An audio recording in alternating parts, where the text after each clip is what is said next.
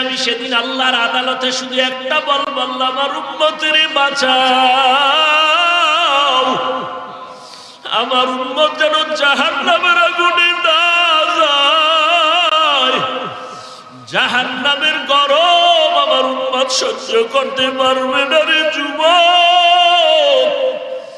তোমার মতো কত যুবক এখনো তাকায় দেখো, স্কুল কলেজে পড়িয়াও নামাজ ছাড়ে না, তুমি কেন পারো না?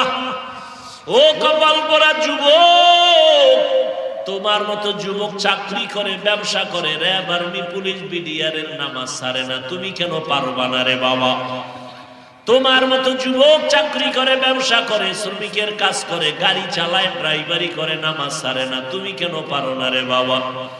আমার মাওলার কোরআন কি মিথ্যা মনে করেছো? সূর্যের গরম কি সহ্য করতে পারবা রে বাবা? মায়ার নবী কাঁদবেন, আল্লাহ আমার উম্মতের বাঁচা।